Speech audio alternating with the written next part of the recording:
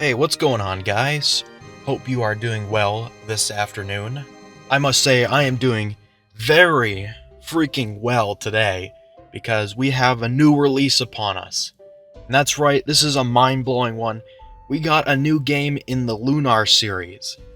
We got a Lunar Remastered collection, and today I'm going to do a quick little review about it, discuss some of the changes and all the enhancements that they made. Now, I'm not going to go very in-depth on this and all the game stories and all that. I've already extensively covered the first game, and Lunar 2 deserves its own deep dive. We will get to it one day, trust me. Now, let's begin with Lunar Silver Star Story, where we are joined by Alex, of course, on his journey to become the Dragon Master. Now, a lot of you probably already know how I feel about Lunar 1. It's, of course, one of my favorite video games ever. I've played it multiple times at this point. It might be my favorite story ever told. It's like this game was tailor-made for me. So the story is, of course, excellent. That has not changed at all in this collection. What has changed, though, are the voice actors. That's right, this is like the fourth time Lunar has been redubbed. And although I've not heard all of the voices, I gotta be honest with you here, I do prefer the original cast so far in the PS1 original. These new guys aren't bad at all, trust me, they're pretty dang good. It's just a bias. What? An adventure, you say?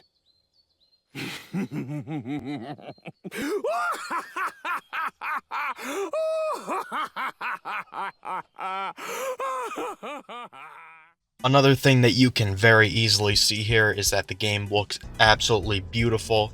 It has been upgraded to widescreen and a higher resolution. It looks absolutely wonderful on my Switch. That's where I bought the game.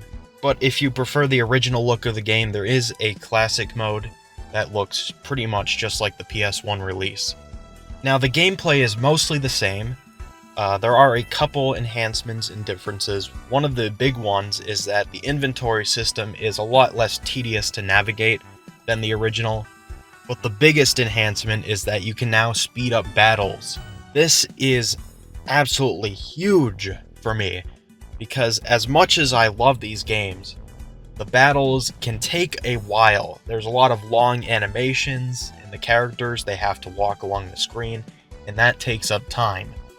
And especially for Lunar 2, which has these very, very long dungeons near the middle and end of the game that can take a long time to get through, being able to speed up those battles, holy shit, man, that is very nice. And I feel like almost by default that makes this the best version of these two games. And like I just said there, all of the enhancements that were brought to Silver Star Story are also in Lunar 2 Eternal Blue. And Lunar 2 really deserved getting its own remake and enhancement, whatever you want to call it, because it is maybe just as or even more beloved than the first game. And despite that, it hasn't really been touched since its original PS1 release, which is kind of strange to me.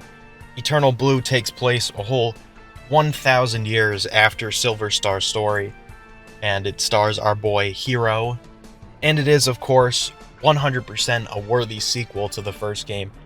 I don't like it quite as much, and I'm not going to get into details about that. It's mostly just, I don't know, I just thought the first game had a much better team dynamic, but that's all I'll say about that for now.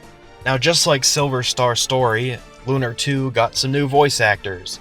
And unlike the first game, I actually kind of prefer these new guys this time around. I don't know, on the first original release of Lunar 2, I think the cast was a mixed bag. There were some good voices, there were some bad ones. I particularly did not really like the voice of Leo.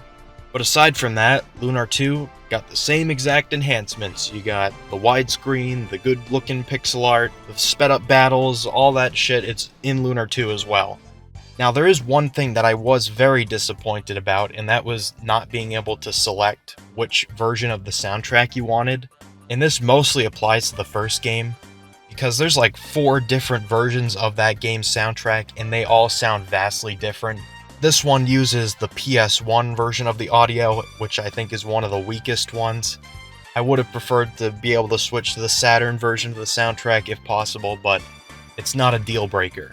So is this collection worth picking up? Yes. Get it. If you like Lunar, or if you haven't played them yet, this is the cheapest way to play them outside of emulation. You don't have to buy those very expensive original copies. That's going to do it for us today, guys. Appreciate you watching this little review, and I will see you again, maybe like a month from now. Who knows? Take care, guys.